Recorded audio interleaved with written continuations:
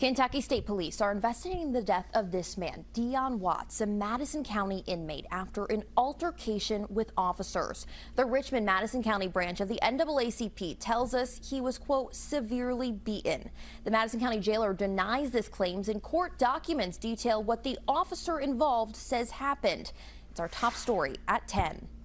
Just after midnight on January 2nd, Madison County jailer Larry Brock says this man, Deon Watts, was released from the Madison County Detention Center. As he was leaving, Brock tells us Watts appeared to be in a heightened state of paranoia and made statements suggesting he believed officers intended to harm him. Brock says Watts blocked an exit door to the detention center, preventing access in or out. And when detention center staff tried to de-escalate the situation, Watts didn't comply. After the altercation, Watts was taken to the hospital and was later pronounced dead. We don't yet know his cause of death. The Richmond-Madison County branch of the NAACP told WKYT Watts was, quote, severely beaten and had a history of mental illness. In a statement, the NAACP said, quote, the circumstances surrounding his treatment while in custody raised profound questions about detainees' safety, mental health response protocols, and civil rights protections within the detention system. We asked Brock about the NAACP's claims. He said an internal review was underway and there was no evidence to suggest that Watts was beaten or subjected to any form of abuse during the incident. Court records show Watts was charged with assault and resisting arrest after the altercation. His arrest citation says the officer, only identified as Richmond police officer R. Haddix, was leaving the detention center when Deputy Jailer Deanna Pingleton said Watts wanted to speak with them. Haddix says they told Watts they'd be back to speak with him after running to their cruiser. But as the officer went to leave, Watts began to yell and slam the door shut.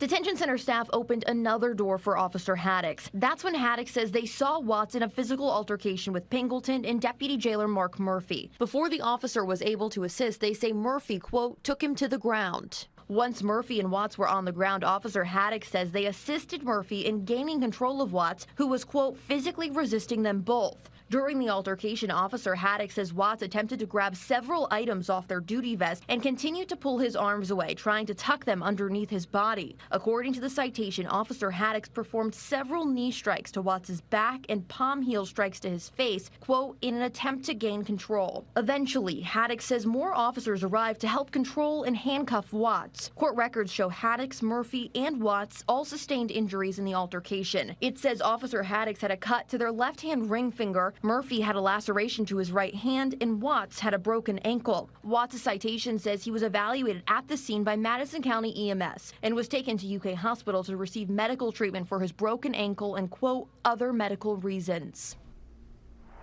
Now, we've been unable to determine what those other medical reasons were, as KSP and Richmond police both declined to provide further comment on Watts' death as the investigation remains ongoing. Again, we are still waiting to learn his cause of death. In a statement, Richmond Mayor Robert Blythe says their community mourns the loss of Watts, calling him a family member and friend. He added, quote, any action taken by the city will be guided by the findings of the investigation.